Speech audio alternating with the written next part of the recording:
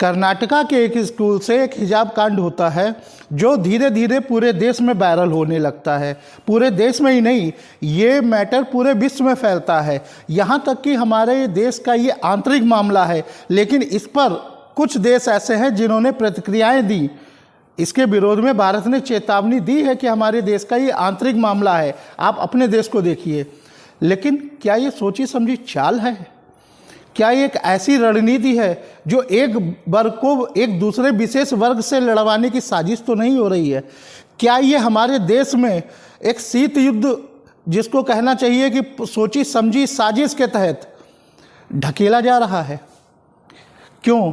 जब हमारे देश में कुछ राज्यों में इलेक्शन चल रहे हैं, ऐसे ही वक्त पर इस मुद्दे को क्यों हवा दी गई? क्या इसके पहले बच्चे स्कूल नहीं जाते थे? क्या उनका एक ड्रेस कोड नहीं होता था? मैं छोटा था, आज मेरे बच्चे पढ़ रहे हैं। हमारे इंडिया में मैक्सिमम जितने केंद्र के द्वारा संचालित और राज्यों के द्वारा संचालित व प्राइवेट सेक्टर के जितने भी विद्यालय हैं, सब में एक ड्रेस कोड होता है और जिसको हमें मानना पड़ता है, क्योंकि उसका मतलब ही सिर्फ ये होता है कि सभी बच्चे इक्वल रहें, एक जैसे रहें, किसी में एक दूसरे के प्रति हीन भावना ना रहे, इसलिए ड्रेस कोड बनाया जाता है। कोई भी विद्यालय किसी भी व्यक्ति को धर्म के आधार पर ड्रेस पहनने की अनुमति विद्यालय परिसर में नहीं देता है, क्योंकि वो विद्यालय परिसर है। विशेष वर्ग को लेके जिस तरह से ये हिजाब कांड चल रहा है, और महिलाएं भी बिना सोचे समझे रोड पर निकल आई हैं, धरना प्रदर्शन करने लगी हैं, क्या ये जायज़ है? जब हमारी सरकार सारे वर्ग में बच्चों को शिक्षित करने के लिए नई से नई योजनाएं ला रही है, पहल कर रही है, जो हमारे देश में शोषित कुचले लोग हैं, दबे कुचले लोग हैं, जिन तक शिक्षा नहीं पहुंच पा रही है, सरकार का प्रयास है कि उन लोगों को शिक्षित किया जाए। अब सारे दल जो इलेक्शन लड़ रहे हैं, चाहे वो पक्ष में हो चाहे विपक्ष में हो, उनके पास भी तो मुद्दा से रोजगार के साथ में एक शिक्षा का भी है कि अभी भी बहुत से राज्यों में शिक्षा बच्चों तक नहीं पहुंच पा रही है। क्या इस तरह से बच्चे शिक्षित हो जाएंगे? अगर हर बच्चा हर अपने धर्म के आधार पर स्कूलों में प्रवेश लेना शुरू कर देगा, तो वो स्कूल रहेगा कि एक सांस्कृतिक मंच बन जाएगा? आज अगर हमारा देश का संविधान उनको अपना ड्रेस कोड लागू करने की परमिशन दे देता है धार्मिकता के आधार पर, तो इस तरह से तो हमारे देश में जितने धर्म हैं, कल को वो भी यही डिमांड करेंगे। क्या ये जायज़ है? कोई तो ऐसा है जो एक सोची समझी प्लानिंग कर रहा है। एक विशेष वर्ग जिसमें सबसे ज़्यादा बेरोजगारी है, कम शिक्षित लोग हैं, सरकार की कोशिश है उनको शिक्षा देने की, लेकिन कोई तो एक प्लानिंग सेट कर रहा है जो वो नहीं चाहते हैं कि इस वर्ग के बच्चे शिक्षित हों। उनको धर्म के नाम पर ढकेला जा रहा है, धर्म उनके ऊपर इतना ज़्यादा हावी किया जा रहा है कि वो बच्चे शिक्षा की ओर जा ही ना पाएं। ये क्या हो रहा है? हमारा देश किस ओर जा रहा है? हम लोग भी जो शिक्षित समाज से आते हैं, बड़े बड़े सेलिब्रिटीज हैं, उनके भी बयान आप जब सुनेंगे तो एक विवादित बयान ही आ रहे हैं। कोई ये कह रहा है कि अगर मुस्लिम महिलाओं के लिए हिजाब जरूरी है, तो अगर ज़रूरी नहीं है तो ये हमारे जो पंजाबी भाई हैं पगड़ी क्यों बांधते हैं। कुछ मुस्लिम महिलाओं का ये कहना है कि अगर हम हिजाब नहीं पहन सकते हैं, अगर हमारे बच्चे हिजाब पहनकर स्कूलों में नहीं जा सकते हैं, तो सिंदूर, चूड़ी, इन पर बैन क्यों नहीं लगाया जाता है? क्या ये जायज़ है? आर्टिकल 25 हमको जो फंडामेंटल राइट्स देते हैं, लेकिन उसमें भी कुछ कंडीशन है। ठीक है, आर्टिकल 25 में हमको ये बताया गया है, हमसे बोला जाता है कि आपको अपने धर्म का प्रचार करने, प्रवचन के लिए आपको आज़ादी है, पूरी फ्रीडम है, लेकिन इसके कुछ कंडीशंस हैं। डिसेंसी वायलेंट ना हो, पब्लिक ऑर्डर की धज्जियां ना उड़े, ये कंडीशंस भी तो हैं। बिना सोचे समझे हमारे देश की एक बहुत अच्छी पार्टी की नेता ये बोल देती हैं महिलाएं बिकनी पहन के भी जा सकती हैं, साड़ी पहन के भी जा सकती हैं। क्या सार्वजनिक स्थानों पर महिलाएं बिकनी पहनकर जाएंगी या पब्लिक ऑर्डर की धज्जियां नहीं उड़ेंगी? क्या महिलाएं बिकनी पहनकर गुरुद्वारे में, मंदिर में, मस्जिद में जाएंगी? हर ड्रेस का एक निश्चित जगह होती है। बिकनी के लिए स्विमिंग पूल है, बीच है, यहाँ पर ही तो संभव है। मौलिक अधिकार हमको जो फंडामेंटल राइट्स हमारे संविधान ने दिए हैं, कहीं ऐसा तो नहीं है हम उनका ज़्यादा ही दुरुपयोग कर रहे हैं? कहीं अभिव्यक्ति की आज़ादी के नाम पर हम उसका बहुत ही ज़्यादा मिसयूज कर रहे हैं? सरकार को अब इन कुछ संवेदनशील मुद्दों पर एक कठोर कदम उठाना होगा। जैसे आज हिजाब कांड को लेके एक नई सीख सामने आ रही है, कल को कोई भी धर्म इस तरह से आगे आने लग जाएगा। विद्यालय को शिक्षा का मंदिर ही बना रह दीजिए, उसको राजनीति का अखाड़ा ना बनाइए, क्योंकि यहीं से आपके बच्चे, और यही बच्चे पढ़ लिख के इस देश का भविष्य का निर्माण करेंगे। इस देश को ले जाने में इन्हीं बच्चों का योगदान रहेगा। अगर आप उनकी उम्र से पहले उनके अंदर ये भावनाएं डाल देंगे तो वो पढ़ाई करने जाएंगे कि गेट पर खड़े होकर आंदोलन करेंगे। धार्मिकता, हर व्यक्ति को धार्मिक की आज़ादी है। हर व्यक्ति अपने धार्मिकता के अनुसार, अपने धर्म के अनुसार वस्त्र पहन सकता है। हमारा देश का कानून इसके लिए हमारे अधिकार हमको देता है और ये हमारे फंडामेंटल राइट्स हैं। लेकिन कुछ ऐसी भी जगह हैं जहाँ पर वहाँ के नियम जो बनाए हैं, जैसे स्कूल हुए, डिफेंस सर्विसेज हुई, वहाँ पर उनके ड्रेस कोड में हमें चलना होता है। धार्मिकता हमारी घर पर और उस बाउंड्री के बाहर।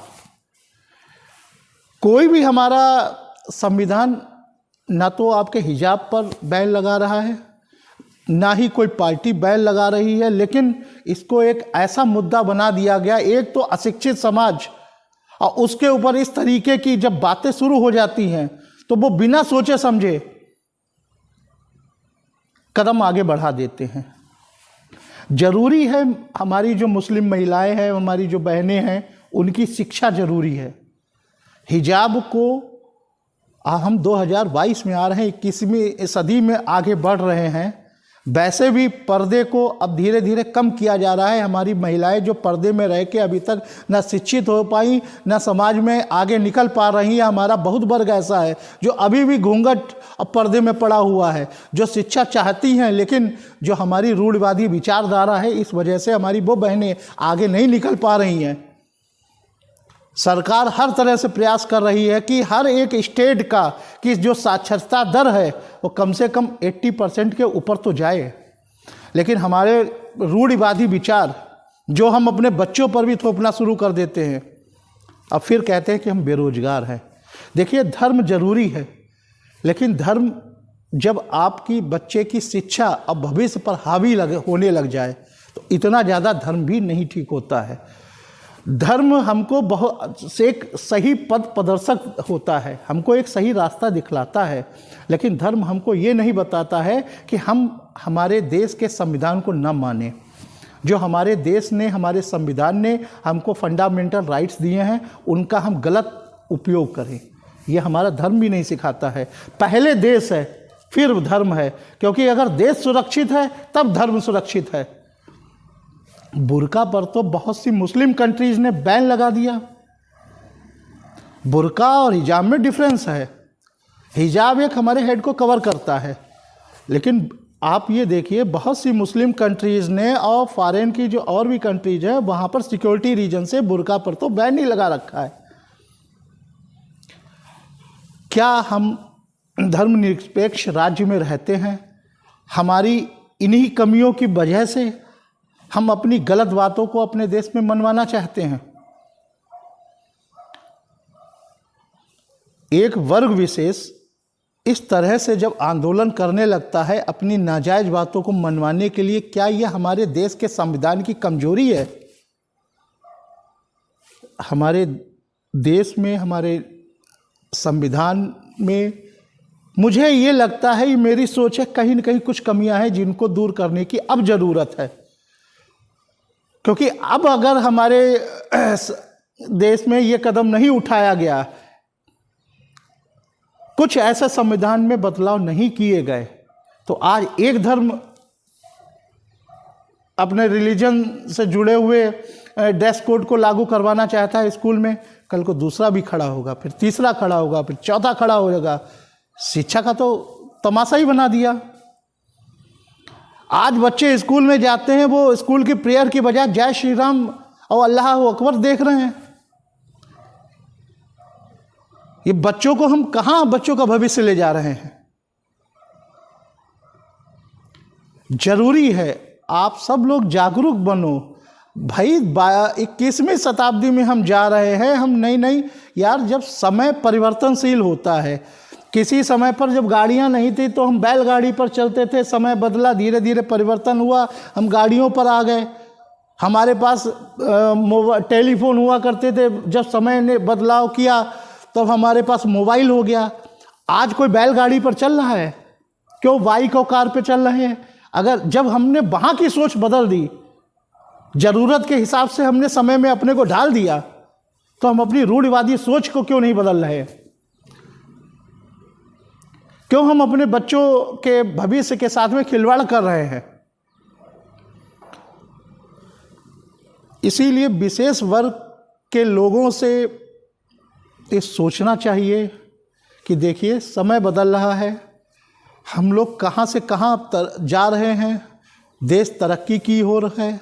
देश की तरक्की में विवादित बयान लेके या विवादित मुद्दे लेके बाधक ना बने, ये सोचें। हम हिंदुस्तानी हैं, न मैं हिंदू न मुसलमान, मैं कोई नहीं हूँ, हम हिंदुस्तानी हैं। और जब हम अपने दिमाग में ये थाट लाएंगे कि हम इंडियंस हैं और हम सब लोगों को एक साथ मिलकर अपने देश को अब आगे बढ़ाना है, तब कुछ हमारे देश का भला हो पाएगा। लेकिन हमारे देश में ऐसे लोग बैठे हुए हैं जिनकी रोटी ही इसी दम पर चल रही है।